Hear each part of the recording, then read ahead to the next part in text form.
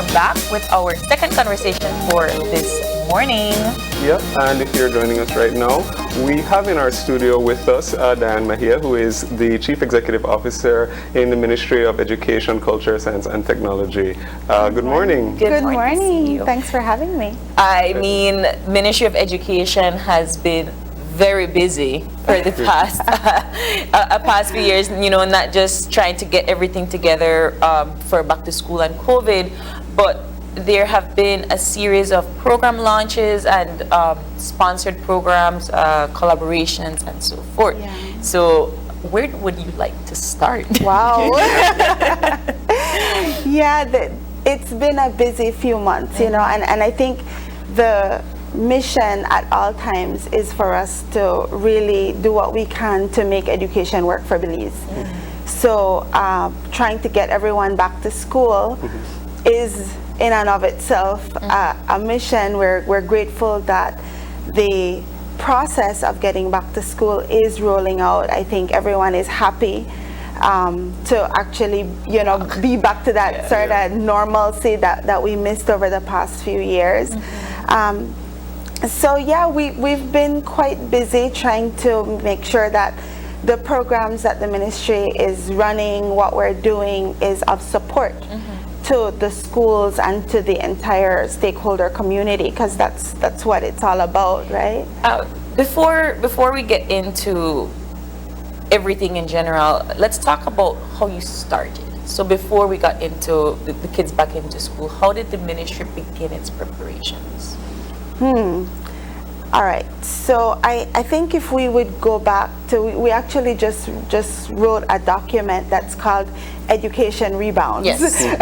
Because we're looking at that awesome September celebrations theme that we have, and we realize that it really pertains to what we've been doing in education as well. And I think the first thing was, how do we get back safely?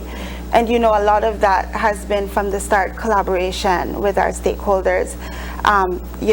When we started as an administrative team, kind of building up with the COVID-19 task force that was formed, maintaining a really close collaboration with the Ministry of Health and Wellness, putting in place the staggered plans to get everyone back to school safely. We had the green light process, kind of moving through all of those stages, working again with collaborators, sponsors, people who wanted to help out, who helped with donating things like cleaning supplies for schools, kind of moving through that.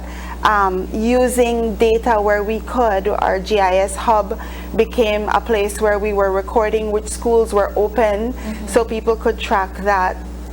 So we kind of moved through the process until it was time, and the Ministry of Health and Wellness supported that we could declare that school could reopen safely for everyone, which is where we are now with this academic year. So that's exciting for us. What we've seen is that some things are the same, because school is a wonderful reality like that. Some things don't change, but we've seen some shifts in certain things. We see increase in demand for school transportation, for example. That's something big.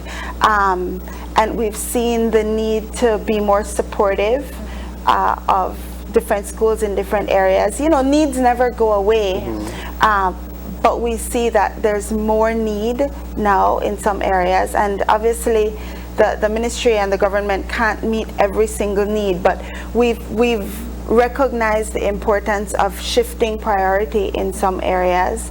There's been a lot of work, obviously, with curriculum, looking now at what we teach and how we teach it. And so, we launched the new revised curriculum framework at the end of the summer, and now it's a lot of news, right? Yes. A lot of launches, a lot of new things starting. But we also launched our 501academy.edu.bz. If you've never been there, you need to check it out, because on 501 Academy, we have posted the unit plans for the first cycle for primary school.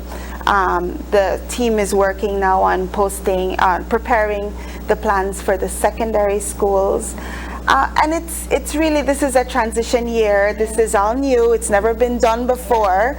So we've had glitches and hitches, but we keep moving. I wonder what the result like for the first year is going to be. I think you'd have to come back and talk to us more about that. And on that same kind of note, with a lot of these new changes, what are some of the areas that the ministry is hoping to address or change really from the traditional ways that we've been doing things?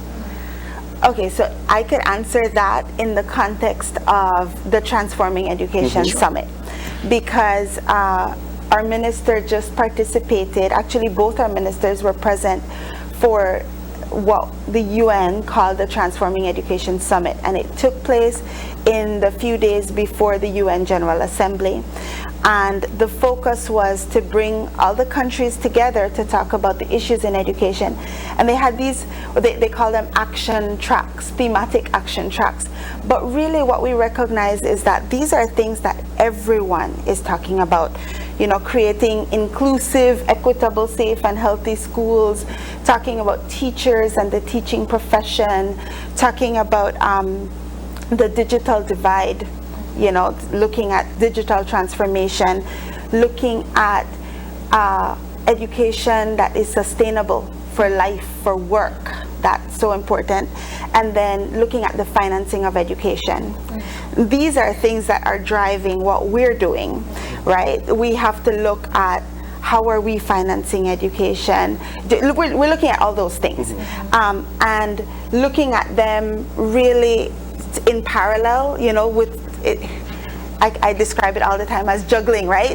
We're throwing the balls up in the air and we're getting started with something, moving on to something else, and some things are advancing more quickly than others.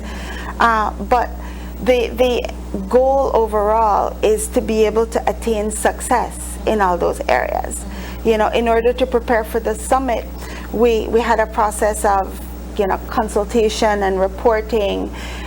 We've been, as I said, trying to really hear from people and collect, document, record what we get, the input that's shared with us.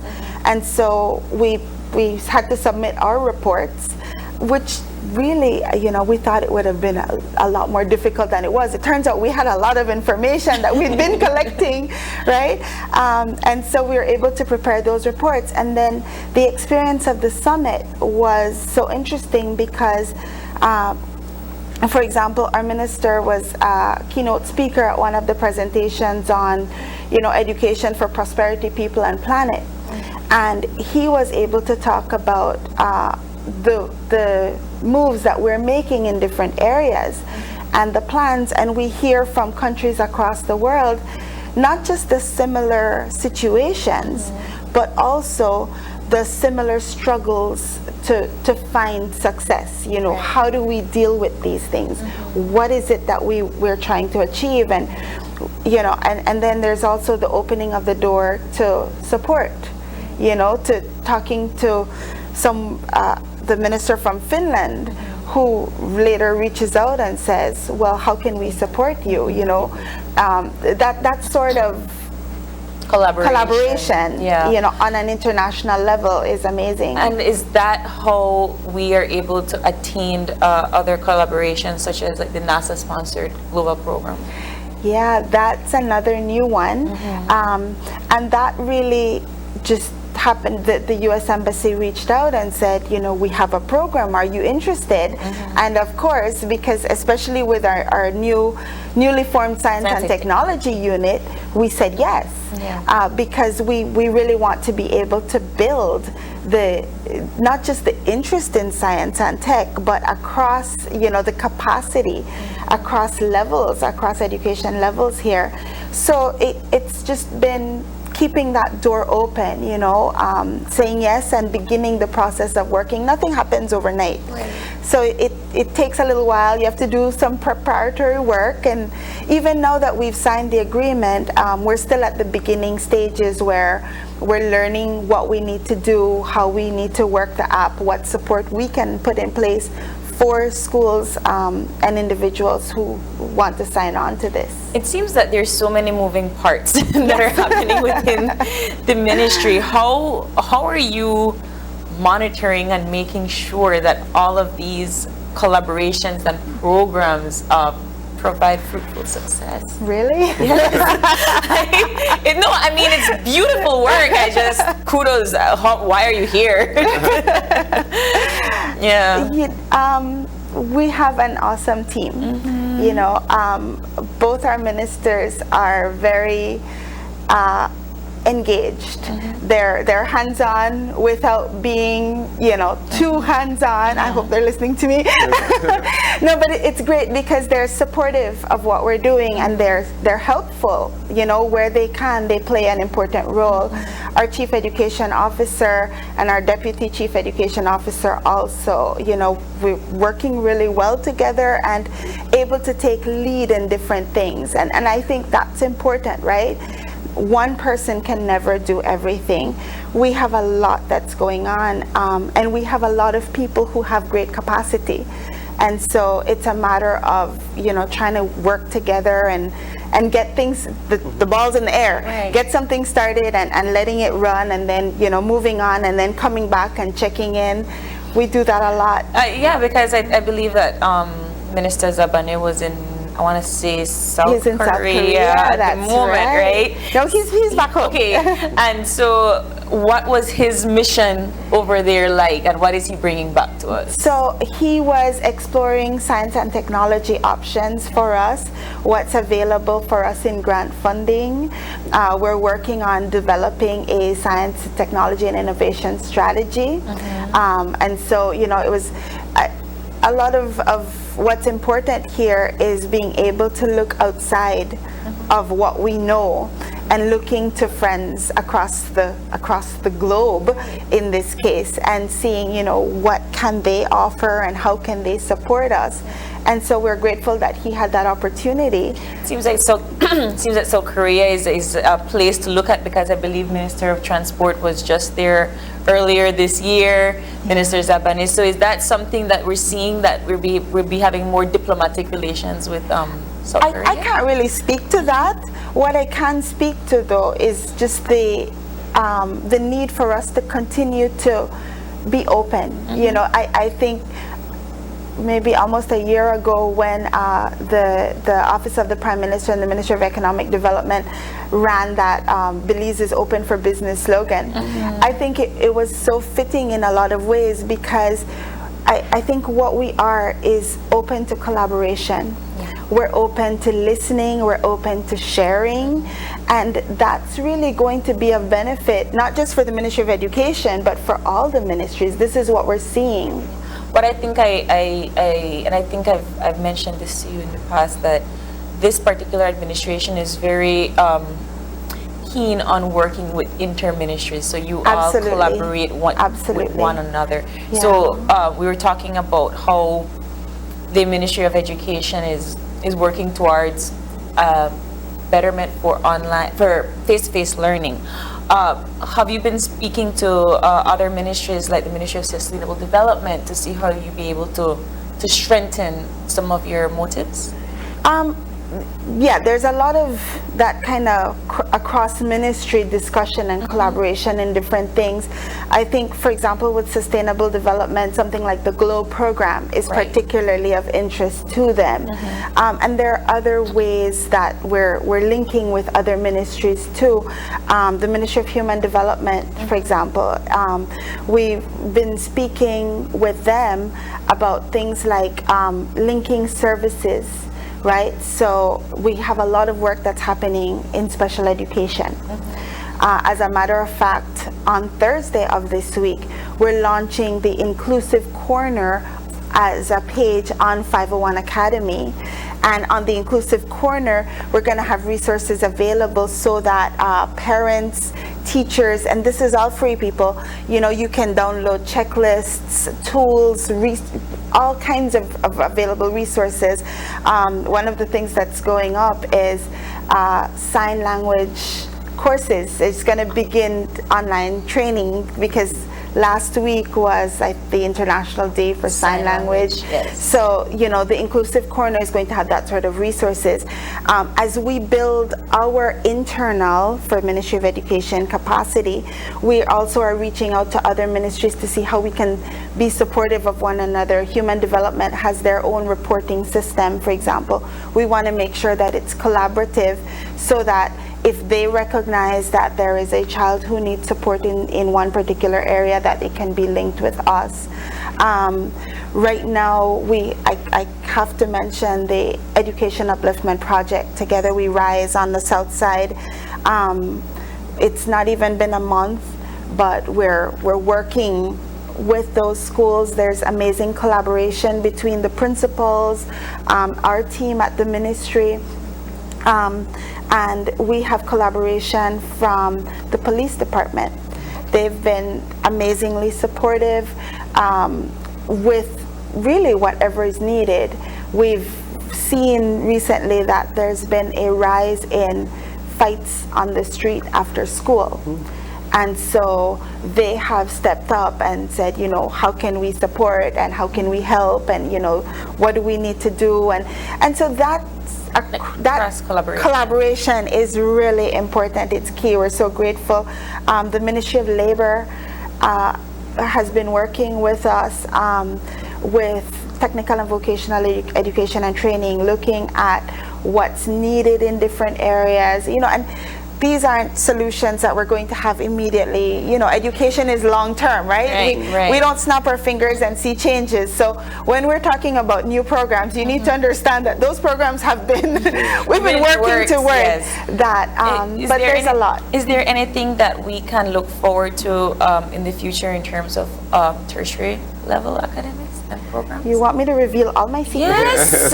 Really? Yes, that's a personal interest of mine. No, there's a lot that has been happening, and I feel that you'll have to come back and talk more about it. But in terms of the different collaborations and so forth, is there anything that we should be looking forward to in the coming weeks or months? Yeah.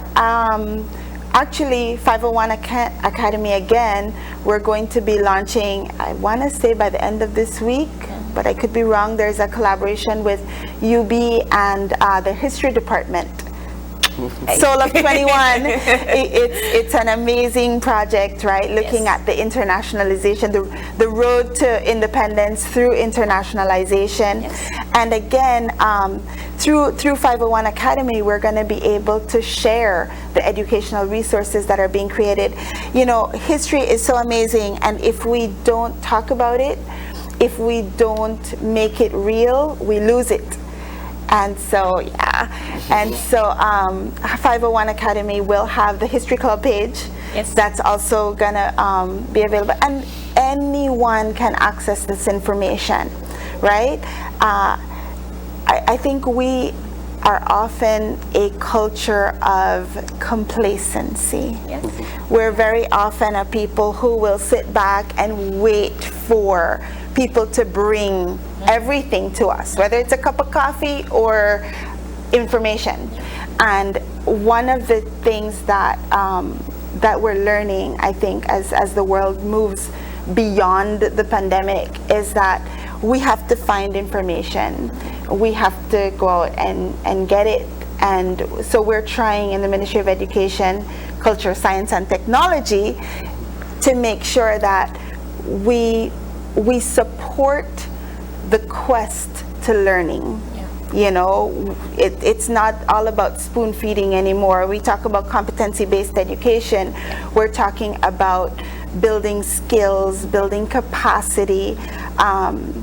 You know, I, as a teacher for years, often recognize the importance of comprehension.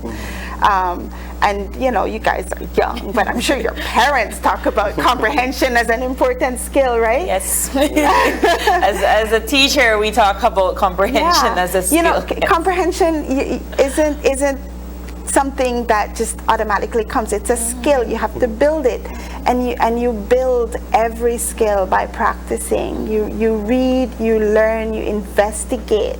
right? That you experience, this is how you build. And so we really are, in all our different programs, in everything we're doing, we're trying to give tools for people to learn. You know, CEO, I'm hearing all of these wonderful programs, and I think that we need to probably latch on to some of them and have them come on the show. But when it comes to, so you're ruling out some of these programs, they're in their infancy stage, some of them they're probably on probation and so forth. So talk to us about how you plan to, once you get your results, where you find areas of improvement and how you're able to rule out. So measurement and evaluation is always critical, right? And you're right. These are new, and so we have to allow them time, and then we determine how we move forward. Something like we're doing Globe, we're doing Code.org, for example. Yes. Those are two programs that are to advance science and technology. We're looking at other programs that will support, for example, literacy development. But it's really going to be a matter of staying in touch, staying in tune, trying to listen and to hear. Yes. Right? You have to. I've said more than once that to listen, to answer without listening, that is folly and shame. What we are doing now as answers comes from the fact that we've been listening. And so we need to allow time. It's not knee-jerk. It's not like, oh, this is fantastic. And no. You have to give it time. Everything needs time. It's neither is it just, oh, this just started, this is terrible, this isn't working. We have to give it time. And then we can make decisions moving forward, right? Every day is a new day, and you have to do your best with what you can. CEO, I think you have to come back and tell us more of your secrets. Any final words for our viewers? Just that send your kids to school. Yeah, right? important.